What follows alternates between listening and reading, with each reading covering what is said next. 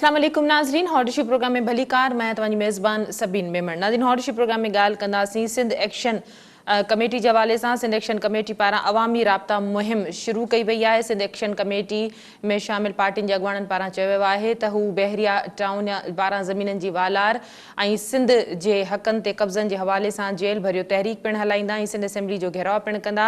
हिन वक़्तु जेकॾहिं सिंध एक्शन कमेटी जे अवामी राब्ता मुहिम जी ॻाल्हि कजे त अॼु सिंध एक्शन कमेटी जी अवामी राब्ता मुहिम जी जेका रैली आहे उहा घग्गर फाटक खां निकिती, जेका सिजावल पहुती। सिंध एक्शन कमेटी जे अॻुवाणनि पारां ऐं कारकुननि पारां इन में भरपूर नमूने शिरकत कई वई। सिंध एक्शन कमेटी जे अॻुवाणनि इन रैली खे ख़िताब कंदे चयो त हाणे सिंध एक्शन कमेटी में जेको अवाम जो समुंड उथरियो आहे सिंध जे हक़नि जे हवाले सां, उन्हनि खे केर बि न रोके सघंदो। सिंध एक्शन कमेटी जो चवणु हो त इहा अवामी राब्ता मुहिम शुरू कई वई आहे त सिंध जी ज़मीन ते धारियुनि जे कब्ज़ो नामंज़ूर ऐं जेके मुख़्तलिफ़ कारकुननि ऐं अॻुवाणनि ते जेके दहशतगर्दी जा केस दाख़िल कया विया आहिनि या नाहक जेके गिरफ़्तारियूं कयूं वयूं आहिनि, उन्हनि जे ख़िलाफ़ इहा तहरीक आहे जंहिंजो आगाज़ थी चुको आहे। इन ते बि ॻाल्हाईंदासीं। न खलाम ॻाल्हाईंदासीं त जिते अॼु CCI जो इजलास थियो, सिंध जे वॾे वज़ीर पारां सिंध जे तहफ़ुज़ात ते ॻाल्हि ॿोल कई वई ऐं इन इजलास में रखी वई त उते बिलावल भुट्टो ज़रदारी पारां पिणु चयो वियो वॾे वज़ीर खे त वॾो वज़ीर सुठो कमु करे रहियो आहे। वॾे वज़ीर खे कमु जारी रखण जी हिदायत कंदे बिलावल भुट्टो ज़रदारी जो चवणु हो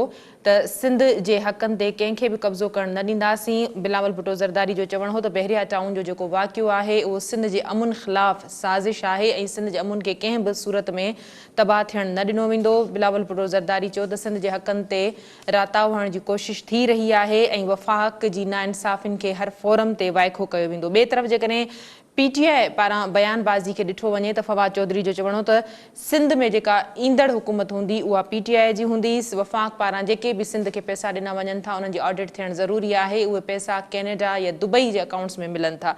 कोशिशि कंदासीं त अॼोके प्रोग्राम में वफ़ाक़ ऐं सूबे जी जेका सियासत आहे जंहिंजे नतीजे में जेके अवाम सां लाॻापियल मसइला आहिनि उहे हल नथा थियनि, उन ते ॻाल्हाईंदासीं। सिंध एक्शन कमेटी जी जेका अवामी राब्ता मुहिम आहे उन ते ॻाल्हि ॿोल कंदासीं। इन हवाले सां सभ खां पहिरीं असांखे ॻाल्हाइण जे लाइ जॉइन कयो आहे GSN महाज़ जे सरबराह रियाज़ चांडियो साहब। चांडियो साहब, वॾी महिरबानी, तव्हां पंहिंजो मौक़िफ़ ॾियण जे लाइ असांखे प्रोग्राम में जॉइन कयो। चांडियो साहब, छा चवंदो अवामी राब्ता मुहिम जो सिलसिलो शुरू कयो वियो आहे सिंध में कब्ज़नि जे हवाले सां? 6 तारीख़ सिंध जे माण्हू ज़मीनुनि ते कब्ज़नि जी ऐं 14 साल जेका पीपल्स पार्टी जी जमहूरियत जे नाले में आमरियत मढ़ियल आहे ऐं उन आमरियत ऐं ज़ुल्म जे ख़िलाफ़ सिंध जे माण्हुनि पुरअमन इज़हार कयो हो एहतजाज जो, जी जंहिंखे तशद्दुद जे ज़रिए, जंहिंखे पुलिस जे वहशत वारे अंदाज़ में डिस्पर्स कयो वियो, छिड़विछिड़ कयो वियो ऐं असांजूं औरतुनि, न्याणुनि, बच्चनि, नौजवान वर्करनि खे मारियो वियो बेदर्दी सां। 200 माण्हुनि सां जेल भरिया विया।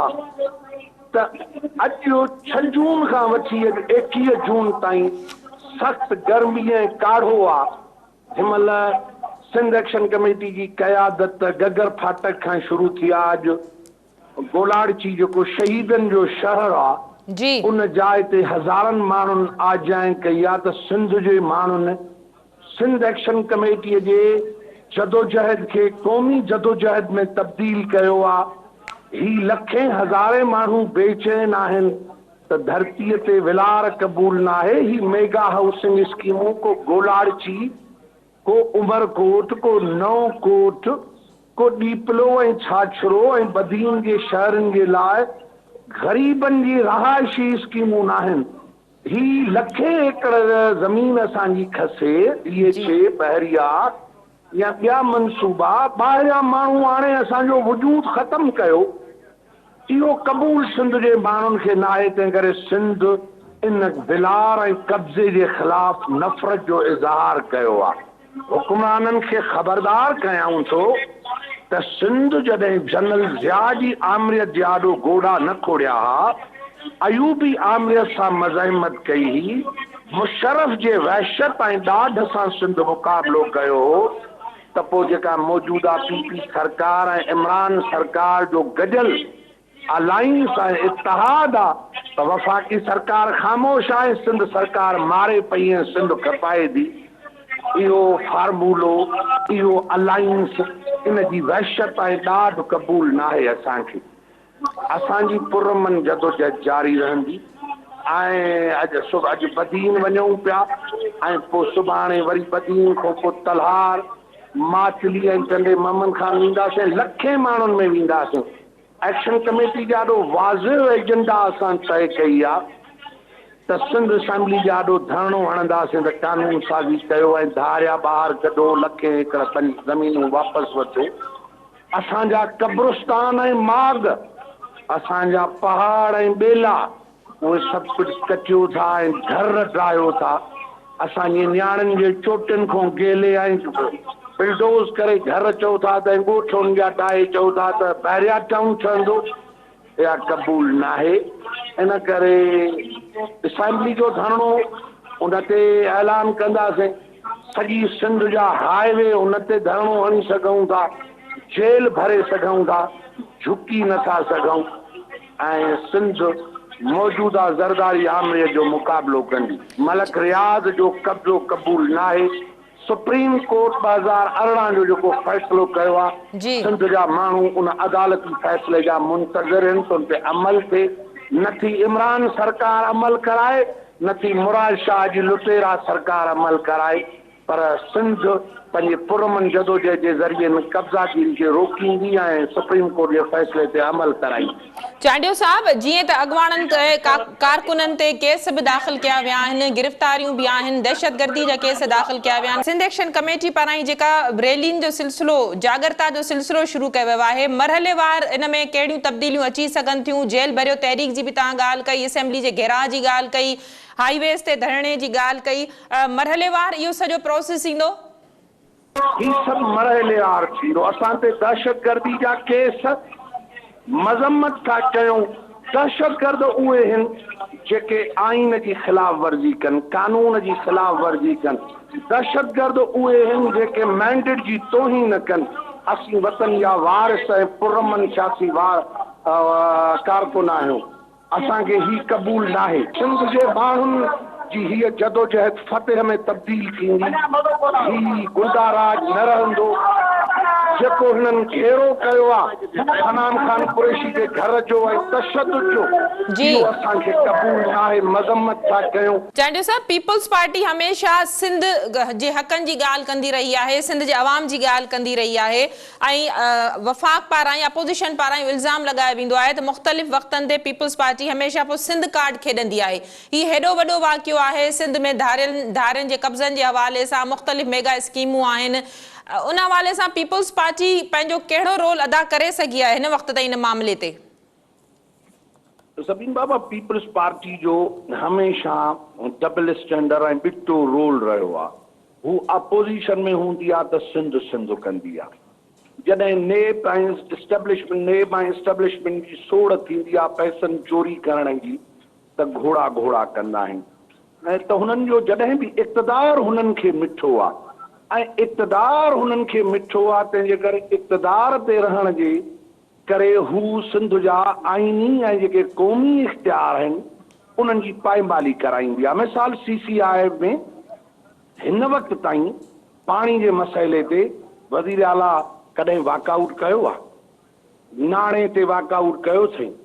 कहिड़े इशू ते तेल ऐं गैस जेका लुटिजे पई, हिनमहिल हथरादू ॾुकर आहे सिंध जे मथां मड़ियल त सिंध जो पाणी चुराइजे पियो।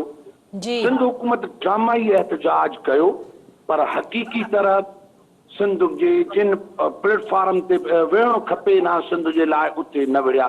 ही त वरी जेका ॿी तबाही आहे ज़मीनुनि जी, अफ़सोस सां चवणो थो पए त सिंध जो वज़ीर आला जेको चीफ एग्जीक्यूटिव आहे, निगहबान आहे असांजे दंगनि ऐं नंगनि ऐं सलामतियुनि जो, 14 सालनि ताईं हिन जे हथां करप्शन जे ज़रिए खज़ानो लुटियो आहे। हिन जे हथां लखा एकड़ ज़मीनूं उहे मल्टी नेशनल कंपनियुनि खे ऐं नेशनल बिल्डर जेके हिन कब्ज़े कीर, उन्हनि खे हिन जे कलम सां सिंध जूं ज़मीनूं विरहाए ॾिनियूं वियूं आहिनि।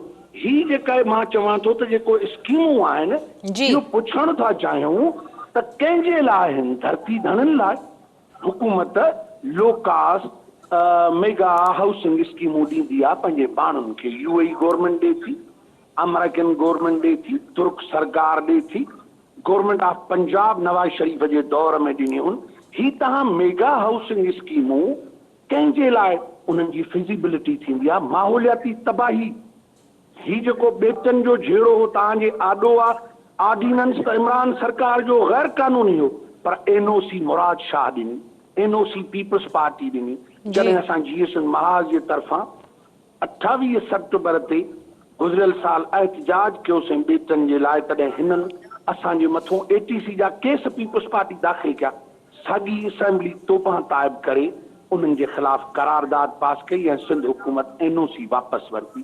त हिननि जे लाइ इक़्तिदार मिठो आहे। हींअर बि ऐसे शो तब्दील कयो अथनि जिन नियाणियुनि ते तशद्दुद कयूं, माण्हू गिरफ़्तार कयूं, मलक रियाज़ जी सिक्योरिटी ऐं उनजी प्राइवेट मलेशिया वञी मक़ामी माण्हुनि जा ॻोठ ड्राथा ऐसे शो तब्दील कयूं ऐं मुख़्तियार का मसइलो उन सां न हो। मसइलो 2018 जे सुप्रीम कोर्ट जी लार्जर बेंच जो हो त बहरिया टाउन टोटली इलीगल प्रोजेक्ट ऐं हिन खे डेमोलिश कयो, हिन खे ड्राहियो।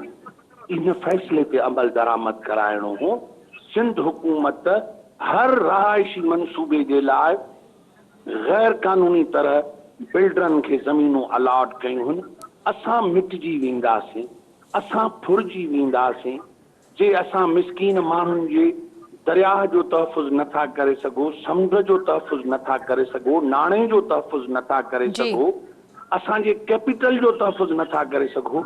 भला हाणे ज़मीनूं बचियूं आहिनि, असांखे हाकिमियत जो हक़ आहे त हिन ज़मीन जा वारिस सिंधी आहिनि। पार्लियामानी निज़ाम हुकूमत जंहिंखे चवनि था उन में मेजॉरिटी तॾहिं हूंदी आहे, हक़ हाकिमियत जो हक़ तॾहिं हूंदो आहे जॾहिं तव्हां अक्सीरत में हुजो। हिनमहिल सिंध असेंबली में वज़ीरी मेंबर वेठा आहिनि। अहिड़ी लाचार असेंबली त पंजाब जी बि नाहे, KPK जी बि नाहे जहिड़ी असांजी आहे। धारियुनि जे लाइ माले गनीमत आहे। असां था चऊं त गैर कानूनी तारकीन वतन कढो, पंहिंजे माण्हुनि खे रोज़गार ऐं पंहिंजे माण्हुनि खे रहाइशी स्कीमूं ॾियो। ॻोठ ड्राहे, झूपड़ियूं ड्राहे, कब्रिस्तान ड्राहे, शाह लतीफ़ जो तकियो ड्राहे, जानवरनि जे लाइ जेका एरिया मखसूस आहे वाइल्ड लाइफ जी उहा ख़तम था कयो। असांजा ॿेला कटे उन जी तबाही था कयो। 10 फुट इंटरनेशनल लॉ आहे, 10 फुटनि ताईं जबल कटे सघो था, उनखां मथे नथा कटियो। सॼा जबल तव्हां टोड़े कुदरती जेके नदियूं नालियूं बरसाती वहकुराहा उहे रोके तव्हां मलक रियाज़ ऐं DHA खे था ॾियो। इहे सिंध जी ख़िदमत ऐं तरक़ी न आहे। चांडियो साहब, इहो ॿुधाइजो त बिलावल भुट्टो ज़रदारी जी बि स्टेटमेंट सिंध जे वॾे वज़ीर जी या सिंध हुकूमत जे तर्जुमाननि जी भई कंहिंसां बि ज़्यादती न थींदी, बहरिया टाउन वाक़िए जा जेके असल जवाबदार आहिनि उन्हनि खे वाइखो कयो वेंदो, जेकॾहिं के अहिड़ियूं गिरफ़्तारियूं थियूं आहिनि जेके बेगुनाह आहिनि त उन्हनि खे आज़ादु कयो वेंदो। अच्छा, तव्हां सम्झो था सिर्फ़ु ठली बयानबाज़ी आहे मौक़े जी नज़ाकत खे ॾिसंदे? अख़बार थींदियूं आहिनि, बिलावल नोटिस वठंदो आहे, हिंदुनि जूं नियाणियूं न मोटंदियूं, उहे हिंदू नियाणियुनि जूं जबरी मज़हब तब्दील करे मासूम नियाणियूं कब्ज़ेगीरनि जे हवाले थींदियूं। बिलावल जो नोटिस उबतो असरु कंदो आहे। बिलावल नोटिस वरितो हो मलक रियाज़ ॻोठ ड्राथा। बिलावल जो इहो नोटिस आहे त CCTV कैमरा जो हिन वक़्त ताईं रिकॉर्ड नथा अचनि। उन रिकॉर्ड में ख़बर पए त रियाज़ चांडियो, जलाल शाह, कादिर मक्सी, सनान कुरैशी इन बिल्डिंगनि खे बाहि ॾिनी आहे या ॿिया शरपसंद आहिनि जिन खे पुलिस सरकार जी सरपरस्ती में वठी तव्हां बहरिया टाउन खे बाहि ॾिनी। 200 माण्हुनि खे बेगुनाह जेलनि में वाड़ियो अथव जेके 9th जा स्टूडेंट आहिनि। 9 ऐं 8वीं क्लास जा शागिर्द जेलनि में आहिनि त बुज़ुर्ग 70, 75 ऐं 80 वरह वारा जेलनि में आहिनि। त हिन वक़्त ताईं 6 तारीख़ खां वठी हिन वक़्त ताईं सरकार जो जेको रवैयो आहे उहो आमराना आहे, जाबराना आहे। ईअं थो लॻे त सिंध में अण एलानिया आमरियत लागू आहे। सिंध पुलिस स्टेट बणियल आहे। वर्करनि जे घरनि ते छापा लॻनि था त सिंध जो बच्चो ॼाणे थो त पीपल्स पार्टी सिंध जे अवाम जे ॾिनल मैंडेट जी तोहीन करे थी, गैर कानूनी कम थी करे। तंहिं करे बिलावल जे नोटिस जो को बि असरु न आहे। बिलावल सरकार अमली तौर ते लैंड ग्रेबरनि ऐं बिल्डर माफ़िया ऐं कब्ज़े माफ़िया सां गॾु बि थिया। सिंध जे मिसकीन माण्हुनि जे तहफ़ुज़ बचाव जे वारे एजेंडा ते नाहे। चांडी साहब, आख़िरी सवाल तव्हां खां, जेकॾहिं सिंध सरकार या पीपल्स पार्टी सिंध जे हक़नि जे ख़िलाफ़ नथी बीहे, जे अॻियां नथी बीहे, त पोइ सिंध हुकूमत बज़ाहिर पाण केतिरा मामला फेस करे रही आहे इन ख़ामोशी जे करे? अरिड़हीं तरमीम जे हवाले सां तव्हां ॾिसो, तालीम जे हवाले सां जेके वफ़ाक़ जा फ़ैसिला आहिनि, फंडनि जो मामिलो ॾिसो, बिजली जो मामिलो आहे, पाणी जे हवाले सां जेका वफ़ाक़ जी अरसा जी हट दरमी आहे, बेटनि ते कब्ज़नि जे हवाले सां जेको अञा ताईं स्टेटमेंट्स वफ़ाक़ जारी करे पियो, इस्पतालनि जी हवालगी वारो मामिलो ॾिसो, त पीपल्स पार्टी जे इन रविश जे करे ख़ुदि पीपल्स पार्टी त नुक़सान भोगे थी, पर सिंध जे मुख़्तलिफ़ मामलनि ते सिंध जो अवाम इन खे वधीक भोगे थो। सिंध जो अवाम भोगे थो। अरिड़हीं तरमीम जे हेॾा इख़्तियार अथनि, सिंध जा ॻोठ शहर गटरनि में तबाह थी विया आहिनि, ॿुॾी विया आहिनि, बर्बादी थी वई आहे, उहे खंडर बणिजी विया आहिनि। तालीमी इदारनि जो इख़्तियार हिननि वटि आहे, असांजी तालीम तबाह कई अथनि। साइवरेज जो निज़ाम हिन वक़्तु ताईं सिंध जे कंहिं शहर जो ठाहे न सघिया आहिनि। पीअण जो पाणी माण्हुनि खे कोन्हे। थर जा माण्हू खुराक जी कमी में, सिंध जा 12 ज़िला, थर खां वठी 12 ज़िला खुराक जी कमी जे करे ॿार ऐं औरतूं मरनि थियूं। बेरोज़गारी आहे। अफ़गानी तशद्दुद कनि था फैक्ट्रियुनि ऐं कारखाननि में। सिंध जे मज़दूर खे मज़दूरी नथी मिले, नौकिरी त नथी मिले, मज़दूरी नथी मिले। वफ़ाक़ पैसा खणे पियो, वफ़ाक़ इस्पतालूं लुटे पियो, वफ़ाक़ ज़मीनुनि ते कब्ज़ा कराए थो। इहे वफ़ाक़ जूं नाइजाइज़ूं, पर सिंध जी हुक्मरानी किथे आहे? सिंध जा अरबे खरबे रुपया जेके हिननि जे हथनि ऐं सहनि सां निकिता आहिनि। असां इमरान ख़ान जी सरकार खे नाइंसाफ़ी ऐं ज़ुल्म जी सरकार सम्झे थो सिंध जो माण्हू, पर जिन खे 14 साल सिंध इक़्तिदार ते वेहारियो आहे, उहे सिंध जे अंजनि, दर्दनि, बुखुनि, ज़िल्लतुनि में इज़ाफ़ो कयो अथनि। पीपला त आसूदा थिया आहिनि, ग़रीब सिंधी बुखिया ऐं बदहाल थिया आहिनि। तरक़ी हुक्मरान जमायत जे माण्हुनि जी थी आहे। सिंध बुख पई मरे, कुते चको हणे माण्हू खे त वैक्सीन कोन्हे, नांग जी वैक्सीन कोन्हे, इस्पतालूं नाकारा थी चुकियूं आहिनि। अफ़सोस सां चवणो थो पए त जेके तालकनि जा फंड आहिनि, उहे बि चूंडियल नुमाइंदा ऐं हुक्मरान जमायत खाई वञे, गटरनि जा पैसा खाई वञे। मूंखे चवंदे तकलीफ़ थी थिए त कहिड़ो कुधो कमु आहे जेको हिन हुक्मरान जमायत न कयो आहे। भोगे नथी, इंजॉय थी करे हिननि खे माल खपे। भोगींदी बाज़मीर लीडरशिप आहे, जमहूरी लीडरशिप भोगना में हूंदी आहे। अवाम सां मोहबत कंदड़ भोगना में। भोगना में त असां त 50 टेम्परेचर आहे, असां रोडनि ते हूं, हिकिड़ा जेलनि में पिया आहिनि असांजा बच्चा सिंध ऐं सिंधियुनि जे तहफ़ुज़ जे लाइ, ऐं असां रोडनि ते हूं, हुक्मरान इक़्तिदार जा मज़ा पिया माणनि। असीं जदोजहद कयूं पिया, अवां साफ़ ई विढ़ो पिया, सिंध जो शऊर विढ़े पियो, सिंध जा कानूनदान विढ़नि था, सिंध जो कलम विढ़े थो। हुक्मरान ख़ामोश आहिनि, मज़ा पिया माणनि। वॾी महिरबानी रियाज़ चांडियो साहब, तव्हां पंहिंजो मौक़िफ़ ॾियण जे लाइ असांखे प्रोग्राम में जॉइन कयो। नाज़रीन, जीए सिंध महाज़ जा सरबराह रियाज़ चांडियो असां सां गॾु, उन्हनि जो चवणु हो त हुक्मरान भोगिन नथा, भोगे अवाम थो। बाज़मीर हुक्मरान भोगींदा आहिनि, जॾहिं त मौजूदा हुक्मरान अवाम जे अहंजनि ऐं दर्दनि ऐं तकलीफ़ुनि मां मज़ो वठी रहिया आहिनि, इंजॉय करे रहिया आहिनि। उन्हनि जो चवणु हो त सिंध जे हक़नि जे ख़िलाफ़ हिन वक़्तु मौजूदा जेका सूबाई हुकूमत कमु करे रही आहे, हिन जो माज़ीअ में मिसाल नथो मिले। असां वफ़ाक़ जी ग़लतियुनि ऐं बेवाजिबिन ते त ॻाल्हायूं था, पर 14 सालनि खां सिंध जी जेका हुकूमत क़ाबिज़ आहे, जेका पार्टी क़ाबिज़ आहे, उन अवाम सां केतिरियूं नाइंसाफ़ियूं कयूं आहिनि, अवाम खे डिलीवर करण में केतिरे हद ताईं नाकाम वई आहे, अवाम जा पैसा खाइण में, फंड खाइण में, उन्हनि ते कोई बि नथो ॻाल्हाए। प्रोग्राम जे सिलसिले खे जारी रखंदासीं। वक़्तु आहे मुख़्तसिर वक़फ़े जो, वठूं था वक़फ़ो।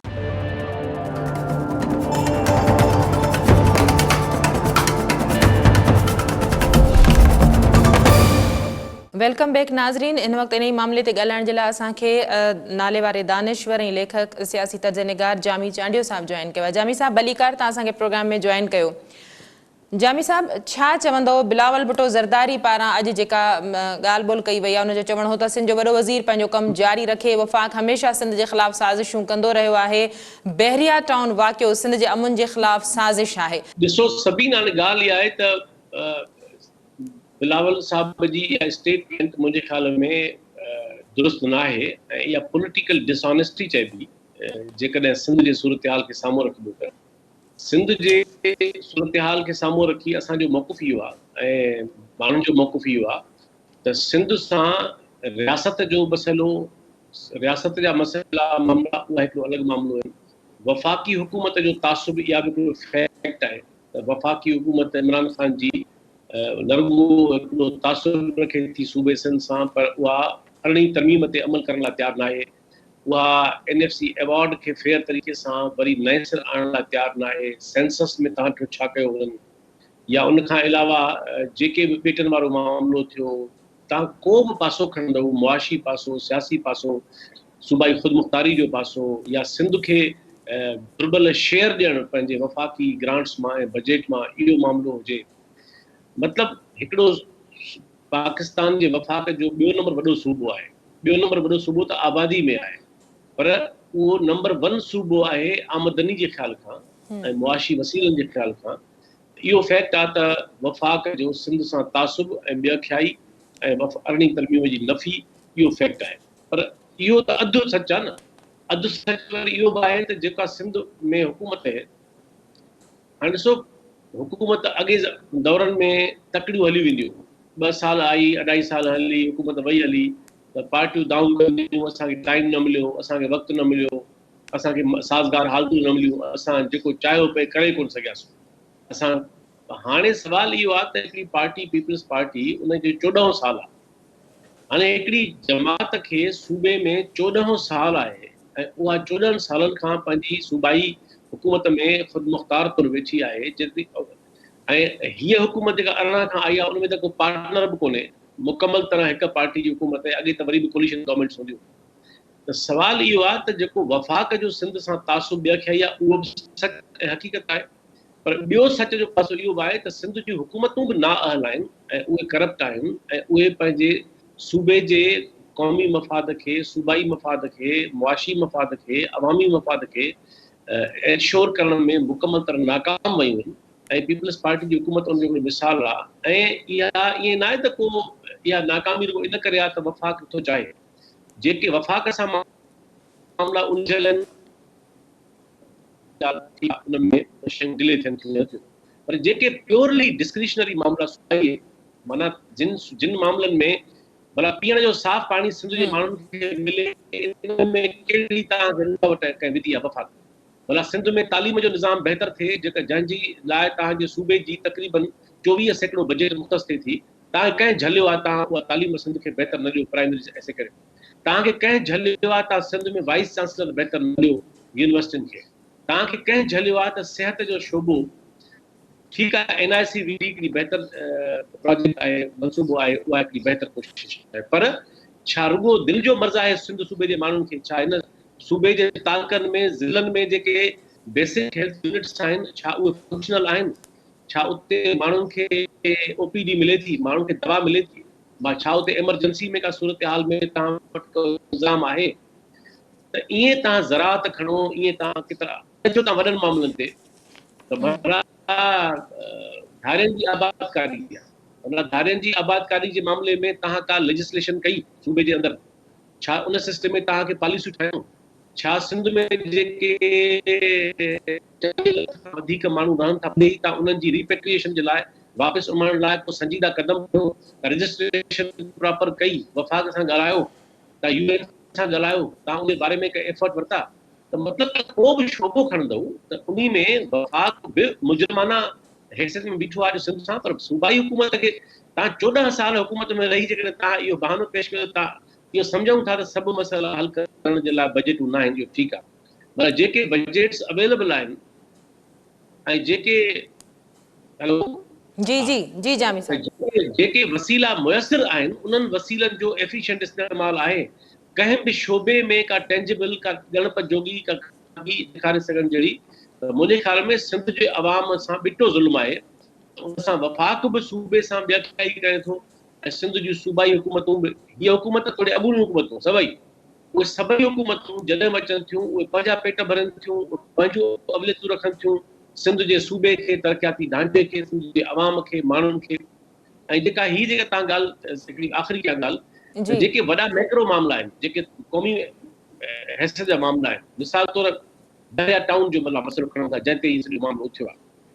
बहरिया टाउन खे जेका ज़मीन मलीर डेवलपमेंट अथॉरिटी ॾिनी, या मलीर डेवलप अथॉरिटी जो पावर आहे छा उनखे इहो अख़्तियार हुयो त उहा हिकिड़ी ज़मीन पंहिंजे डेवलपमेंट अथॉरिटी लाइ सिंध हुकूमत खां वठे ऐं उहा वरी अॻियां कारोबारी मफ़ादनि लाइ ॾे कंहिं कंपनीअ खे, ऐं उहा जेका 8-7 हज़ार एकड़ ज़मीन हुई उहा वञी पहुती आहे 50,000 एकड़ टपिजी वई आहे। त छा इहो सभु कुझु सिंध हुकूमत जे साम्हूं कोन थी रहियो? छा उन्हनि जी मर्ज़ी खां सवाइ इहो मुमकिन आहे? बिजली जो मामलो हुजे, पाणी जो मामलो हुजे, फंडनि जो मामलो हुजे, NFC जो मामलो हुजे, अरिड़हीं तरमीम ते जॾहिं वफ़ाक़ लत ॾिए थो त उन ते जेका किराए थिए थी, इन्हनि मामलनि ते जेको मौक़िफ़ रखे थी उनखे जेकॾहिं असां फ़िलहालु हिकिड़े पासे रखूं, पर कीअं जस्टिफाई कंदी सिंध जे ज़मीननि ते कब्ज़नि जे हवाले सां जेका खुलियल छूट सूबाई हुकूमत पीपल्स पार्टी पारां ॾिनी वई, जंहिं ते सॼे सिंध जो शऊर हिन वक़्तु सुजाॻ थी चुको आहे? पीपल्स पार्टीअ जी हुकूमत जो प्रॉब्लम हिकिड़ो इहो बि आहे त उहा ज़बान सां भलियूं ॻाल्हियूं करे थी ऐं अमल सां जेको कुझु करे थी उहो हुनजो उबतड़ आहे। मिसाल तौरु जेको हीउ हाणे चवनि था त बेगुनाहनि खे छॾियो वेंदो, त सवाल इहो आहे त पोइ बेगुनाह पकड़िया कंहिं? बेगुनाहनि खे तव्हां जेके माण्हू जेके असांजूं भेनरूं उते धरणे में शामिल हुयूं, नौजवान शामिल हुया, जिन बाहियूं लॻायूं उन्हनि मां त कोई कोन जलियो। हे जेके पुरअमन माण्हू लाड़काणे मां मुख़्तलिफ़ ज़िलनि मां मुख़्तलिफ़ जायुनि तां उहे आया, उन्हनि खे तव्हां खंबे विझी गाॾियुनि में खणी वाड़ियो, हलो ऐं तव्हां मौक़े ते इहो सभु कयो। वरी उन खां पोइ सॼी सिंध में तव्हां राति जे टाइम ते ॾींहं टाइम ते सियासी अॻुवाणनि जे घरनि ते छापा ऐं सियासी कारकुननि जे घरनि ते छापा, मिठी खां वठी ऐं सरपारकर खां वठी ऐं लाड़काणे खां वठी ऐं लाड़ में विछोले में में खटे में हीअ छाप में खां सवाइ को ॿियो कुझु करे कोई करे सभु कुझु मतिलबु 10,000 माण्हुनि खां वधीक माण्हुनि ते केस क़ाइमु करणु, त इहो केरु कयो? ऐं हे जेके हेतिरा सारा माण्हू तव्हां अंदरि मारिया आहिनि, केरु उनजे लाइ जवाबदार आहे? त इहो तव्हां इन करे बिलावल जा या मिठड़ा सुठा बयान पंहिंजा हिते, पर ॻाल्हि इहा आहे त हुकूमत छा करे रही आहे उन्हनि जी? हुकूमत त उन्हनि जी प्रॉब्लम इहो आहे त हुकूमत हिन सॼे बहरिया टाउन जे मामले में नाअहल बि साबित थी ऐं हिन सॼे जबर में उहा दुर साबित थी जो उन्हनि इहो सभु कुझु बाहियूं लॻाइण वारे अमल खे रोके न सघिया। उते पुलिस बीठी बि कुझु न कयो उन्हनि, ऐं ॿिए पासे तव्हां बेगुनाह माण्हू खे गिरफ़्तार कयो ऐं पोइ वरी सॼी सिंध में तव्हां माण्हू गिरफ़्तार कया, उन केस क़ाइमु कया। हाणे उन खां पोइ बि इहो चवनि जेकॾहिं असांजो तालुक़ु न आहे, असां न कयो आहे ऐं बेगुनाह खे छॾियो वेंदो, ज़ाहिर बेगुनाह त हुन बि छुटी वेंदा, तव्हां छा कंदो उन्हनि खे? जामी साहब, जेकॾहिं पीपल्स पार्टी चए थी त असां बेगुनाह माण्हुनि खे छॾींदासीं, असांजो हुन में ॾोह कोन्हे, गिरफ़्तारियूं असां न कयूं आहिनि, त पीपल्स पार्टी हिन वक़्त ताईं साबित क़दमी सां या खुलियल तरीक़े सां सिंध जे अवाम सां हिन मामले ते बीठल बि कोन्हे का, इहो बिल्कुलु साफ़ नज़र थो अचे। पहिरीं ॻाल्हि इहा त जेका सिंध एक्शन कमेटी ज़ाहिर को ताज़ो कोन ठही आहे, अॻु में ठहियल हुई, उन में मुख़्तलिफ़ सियासी जमातूं आहिनि ऐं सिंध जे माण्हुनि जी इहा डिमांड बि हुई त बाबा सियासी क़ुवतूं कमज़ोर आहिनि ऐं हिकिड़ी का बि अकेले सिर का तंज़ीम इहो बार न खणी सघंदी। सिंध जूं तरक़ी पसंदि ऐं क़ौम परस्त जमातूं एॾियूं ताक़तवर न आहिनि उन में, पर त इन करे उनजो हल इहो आहे तव्हां गॾिजी को प्लेटफॉर्म ठाहियो ऐं इहा ॻाल्हि बहितर थी त उन्हनि हिकिड़ो गॾियल प्लेटफॉर्म जलाल शाह साहब खे शाबस आहे त उन इन में पेशकदमी कई। या एक्शन कमेटी अॻू पुराणी ठहियल आहे, उहा वरी फ़ाल थी बहरिया टाउन जे मसइले ते, जेका तमामु हिकिड़ी बहितर ॻाल्हि आहे। ऐं एक्शन कमेटी कंहिं बि क़िस्म जी मुहिम जुई कोन कई ऐं एडवेंचर कोन कयो, उन्हनि जो इंतिहाई हिकिड़ो मैच्योर ऐं हिकिड़ो बैलेंस रवैयो रहियो जंहिंमें हुननि पंहिंजे धरतीअ जी हिफ़ाज़त जी ॻाल्हि कई, पर उन का बि मतिलबु हिकिड़ा वायलेंट तरीक़ा अख़्तियार न कया या गैर जमहूरी तरीक़ा अख़्तियार न कया ऐं उन्हनि हिकिड़ो बैलेंस सां कयो। हाणे इहो ज़ाहिर आहे त सिंध जे अंदरि माण्हुनि जे वटि हिकिड़ी कावड़ आहे, चिड़ आहे, रद्द अमल आहे, हिकिड़ो मज़ाहिमती रवैयो आहे, सेंटिमेंट आहे, त ज़ाहिर आहे जॾहिं को प्लेटफॉर्म उनजी तर्जुमानी कंदो त उनखे मोट ज़रूरु मिलंदी। माज़ी में बि ईअं थींदो रहियो। इन करे सिंध एक्शन कमेटीअ खे जेका माण्हुनि जी मोट मिली, उहा मोट ज़ाहिर आहे त इन करे ई जो माण्हुनि में इहो रद्द अमल मौजूदु आहे ऐं ख़ासि तौर ते नओं नसुल, नौजवान नसुल, तव्हां ॾिसो त सिंध जी 64% आबादी नौजवाननि जी आहे। हाणे इन 64% नसुल खे असां छॾे ॾिनो आहे, न रोज़गार मिलंदो, न तालीम मिलंदी, न मेरिट हूंदी, त पोइ ज़ाहिर आहे त उन नसुल जे अंदरि जेका हिकिड़ी कावड़ गॾु थींदी ऐं हिकिड़ी मज़ाहिमत गॾु थींदी, मजबूरी सूरत हाल, क़ौमी सवाल अलॻि आहिनि। त मजमूई तरह सिंध एक्शन कमेटीअ खे तमामु हिकिड़ी शानदार ऐं सुठी मोट मिली आहे ऐं इहा मोट ज़ाहिर आहे त हिकिड़ी जाइज़ आहे ऐं इन जो जवाबु सम्झ में अचे थो। असांजे जहिड़े मुल्क में हीअ जेका मां चवंदो आहियां त अञा हिते जमहूरियत कोन आई आहे, हिते डेमोक्रेसी कोन आई आहे, हिते इलेक्टोक्रेसी आहे वधि में वधि। यानी हे जेका चइबो प्लूटोक्रेसी अशराफिया जी जमहूरियत, उनजो हिकिड़ो फार्म आहे त माण्हुनि खां लेजिटिमेसी वठो वोट जी ऐं पोइ तव्हां धंधा वञी कयो जेके तव्हांखे पंहिंजे सूट कनि था। ॿी ॻाल्हि इहा आहे त हुकूमतूं ठाहिण जो तालुक़ु त अक्सरती आवाम सां आहे ई कोन। सिंध सूबे जी भला जेकॾहिं सेंसस जे मुताबिक़ बि अंग घर गणियूं तॾहिं बि वञी 6 करोड़ आबादी बीहे थी। 6 करोड़ माण्हुनि मंझां 39 लख वोट ते गवर्नमेंट ठाहे थी। त मूंखे ॿुधायो त 6 करोड़ माण्हुनि मंझां 39 लख घणा परसेंट थिया? छा 39 लख वोटनि ते ठहियल हुकूमत खे चई सघिजे अक्सरती माण्हुनि जी नुमाइंदा आहे? इन करे इलेक्शन जे जा डायनामिक्स मुख़्तलिफ़ आहिनि, इलेक्शन में अवामिल मुख़्तलिफ़ आहिनि। इहो अञा मुमकिन आहे त इहे ई पावर पॉलिटिक्स जी पार्टियूं खटी ईंदियूं अञा कुझु ज़मानो वक़्तु पाकिस्तान में बि ऐं सिंध में बि ज़ाहिर। छो त उन में पैसो इन्वॉल्वड आहे, उन में रियासती मशीनरी इन्वॉल्वड आहे, उन में इलेक्शन कमीशन जी नाअहली इन्वॉल्वड आहे, उन में हुकूमती मशीनरी इन्वॉल्व थींदी आहे। घणा ई फैक्टर्स आहिनि जेके हुकूमत साज़ीअ में ऐं इलेक्शन जी सियासत में तमामु अहम रोल प्ले कनि था। हाणे ज़ाहिर आहे त सिंध जे तरक़ी पसंद या नेशनलिस्ट पार्टियुनि वटि त कोन्हे इहे सभु फैक्टर्स, न एतिरो पैसो आहे, न उन्हनि खे अवाम खे ॾेखारण लाइ के सब्ज़ बाग ॾेखारण लाइ के हथ में के पावर आहे, न रियासती मशीनरी जी बि सपोर्ट आहे। इन करे इलेक्शन जी दुनिया हिकिड़ी ॿी दुनिया आहे। उन जो तालुक़ु रुॻो इन ॻाल्हि सां न आहे, एतिरो सादो मसइलो न आहे त माण्हू जंहिंखे चाहिनि त उनखे हुकूमत ठाहींदो। केतिरनि त इन करे हिन मुल्क में तमामु घणियूं पार्टियूं रहियूं जिन खे माण्हू चाहींदा हुआ पर कॾहिं पावर में कोन ॾिसी सघिया हुआ। इन करे सिंध सूबे जे अंदरि 2018 जी हुकूमत ठही आहे त उहा ठही आहे 39 लख वोटनि सां। 39 लख माण्हुनि जे वोट सां ठही आहे हुकूमत। त इन करे इलेक्शन्स खे मशरूत न करणु खपे अवामी जिदोजहद सां। असुल ॻाल्हि इहा आहे त सिंध जा हिकिड़ा ज़ाहिर आहे हिकिड़ा बुनियादी मसइला आहिनि ऐं हिकिड़ा शॉर्ट टर्म मसइला आहिनि, हिकिड़ा क़ौमी मसइला आहिनि, हिकिड़ा सियासी ऐं मुआशी मसइला आहिनि, वफ़ाक़ सां वहिंवार आहिनि, सूबे अंदरि अवाम जा मामला आहिनि, क़ौमी ख़तरा आहिनि। इन्हनि सभिनी खे एड्रेस आख़िर जेकॾहिं हुकूमत न कंदी, जीअं पीपल्स पार्टी फेल वई आहे इन मामले में, त पोइ ज़ाहिर आहे त हीअ 21वीं सदी आहे, हीअ 21वीं सदी जो समाज आहे। उन में पंहिंजा मसइला ख़राबियूं हूंदियूं पर उन में सुजागी जो फैक्टर बहरहाल आहे ऐं माण्हुनि खे आवाज़ उथारण जी हिमत आहे, माण्हुनि खे ज़रिया बि आहिनि आवाज़ उथारण जा। इन करे इहो फैक्ट ज़रूरु आहे त ॾींहों ॾींहुं इहा जेका पॉलिटिक्स ऑफ पावर आहे इनखे धकु लॻंदो, इनखे ॾींहों ॾींहुं अवाम मज़ाहिमत वधीक तेज़ कंदो। इन करे हीअ जेको सिंध एक्शन कमेटी जो जेको रिस्पॉन्स आहे इहो हाणे कमेटी जेकॾहिं बैलेंस सां हली, तवाज़ुन सां हली, मेच्योरिटी सां हली, यकीनन ऐं जेकॾहिं इलेक्शन ताईं गॾिजी इलेक्शन में बीठी त मुंहिंजे ख़्याल में सुठी जाइ ठाहे सघनि था, घटि में घटि सुठी शुरूआति करे सघनि था। जेकॾहिं सीटूं घणियूं न बि खणी सघिया त घटि में घटि सुठो वोट खणी सघनि था।